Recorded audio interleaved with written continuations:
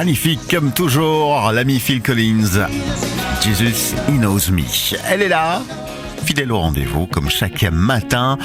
Aurore, évidemment, vient d'entrer avec fracas en studio. Bonjour Aurore. Bonjour Ben. Tu vas bien pour cette dernière de la semaine? Ça va bien, oui. Ça va bien, oui.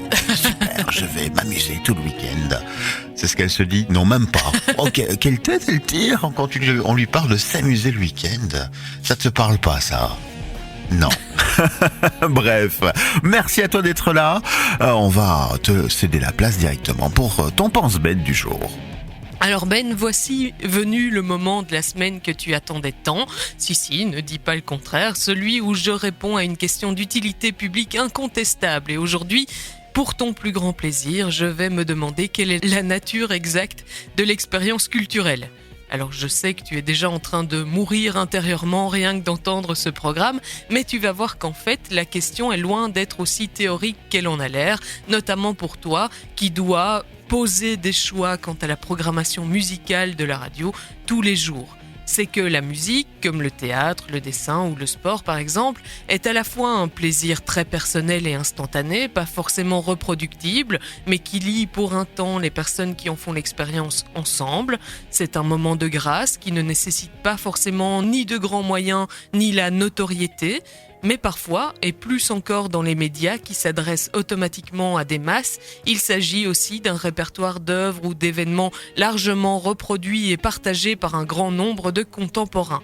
Pendant longtemps, cette culture de masse a été méprisée et reléguée au rang de vulgaire produit commercial. C'est cependant de moins en moins le cas, probablement parce que nous y avons tous été biberonnés et que nous nous en sommes tous nourris d'une manière ou d'une autre. Ainsi, fût-elle abâtardie, le partage et la référence commune que permet la culture de masse répond sans conteste à une des fonctions essentielles de cette dimension humaine, se retrouver en l'autre à travers ses expériences, ses images, ses sons partagés et y ressentir le lien qui nous permet de faire communauté. Voilà sans doute un programme parfaitement noble. Pour autant, cela signifie-t-il qu'il faille forcément privilégier et nous contenter des œuvres les plus connues, puisque ce sont elles qui nous sont les plus communes?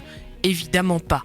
Il y a dans l'expérience immédiate, dans les essais, dans la culture en train de se faire, une vitalité et un contact avec le réel qui permet non seulement d'insuffler un air renouvelé à ce patrimoine qui sans cela perdrait de sa pertinence et finirait donc vite aux oubliettes, mais aussi de rappeler l'invitation dont nous pouvons et devrions tous nous saisir de participer à ce grand carnaval en exprimant ce qui nous est si propre et pourtant si semblable. C'est pourquoi, à la question de la nature de l'expérience culturelle, je répondrai en associant popularité et partage avec plaisir et expression individuelle, puisque l'un n'existe en vérité pas sans l'autre. Bien, merci Aurore. Oui, belle réponse à une question. Beaucoup de beaux mots aussi, tu parles bien finalement.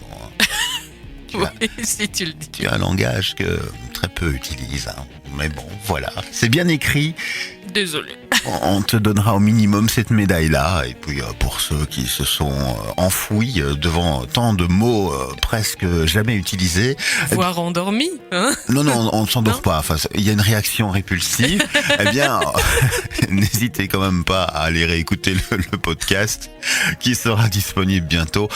Moi, personnellement, je m'y suis fait à ta manière de nous partager tes idées. Et ça fait plaisir. Allez, la suite, 7h26, c'est la musique Cranberries Ode to My Family. Et pour ta part, tu es de retour sur antenne dès 16h pour clôturer la semaine en beauté. À tout à l'heure. À tout à l'heure.